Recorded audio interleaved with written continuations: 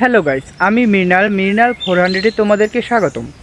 আজ তোমাদের সাথে শেয়ার করব দেশি হাঁসের মাংস রান্না, সাথে থাকবে কিছু টিপস অ্যান্ড ট্রিক্স। তাহলে চলো যাই রান্নাঘরে। আজকের রান্নাটা আমি নয়, আমার বড় বোন করবে এবং পুরো রান্নাটাই মাটির চুলোতে। একটা কড়াইয়ে পরিমাণ মতো সাদা তেল দিয়ে মৌরি বা সাদা জিরে দিয়ে ভেজে নিয়ে পেঁয়াজ কুচি, থেতো করে রাখা রসুন ভেজে নিতে হবে যতক্ষণ পর্যন্ত ব্রাউন কালার চলে না আসে। এই সময় খেয়াল রাখতে হবে পেঁয়াজ যেন একদম পুড়ে না যায়, তাহলে মাংস তিতে হওয়ার সম্ভাবনা থেকে যায়। মাটির চুলোর ক্ষেত্রে কম আগুনে ভাজতে হবে এবং গ্যাসের ক্ষেত্রে লো ফ্লেম করে নিতে হবে।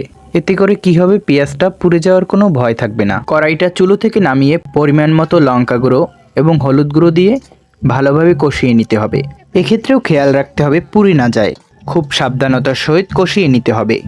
দেখতেই পাচ্ছেন আমাদের কষানো হয়ে গেছে। এবারে আমরা আগে থেকে কেটে রাখা মাংসগুলো দিয়ে আবারও ভালোভাবে কষিয়ে নিতে হবে।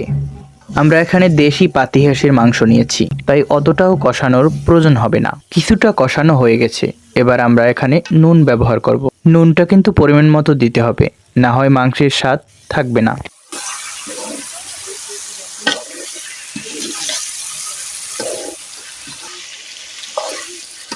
হাঁসের মাংস দ্বিগুণ স্বাদের জন্য 3টে তেজপাতা, 1টি গোটা রসুন দিয়ে দেব।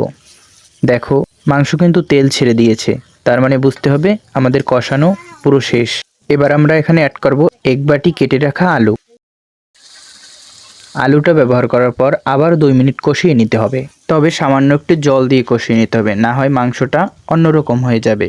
জল দেওয়ার সময় আমার ক্যামেরাটা অন ছিল না, তাই তোমাদের সাথে শেয়ার করতে পারিনি।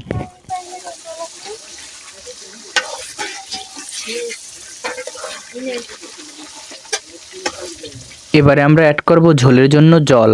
পরিমাণ মতো জল দেওয়ার পর ফুটিয়ে নিতে হবে 15 থেকে 20 মিনিট।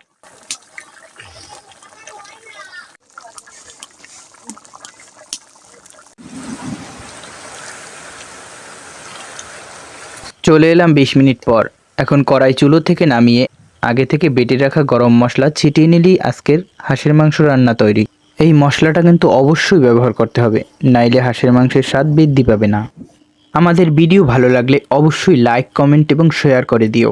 চ্যানেলে নতুন হলে সাবস্ক্রাইব এবং পাশে থাকা বেল আইকনটিও বাজিয়ে রাখো, যাতে করে আমি ভিডিও দিলে তোমার কাছে চলে যায়। রান্না শেষে একটা প্লেটে সাজিয়ে নিয়েছি আজকের খাবার। দেখো, দেখে তো জিভে জল চলে আসবে।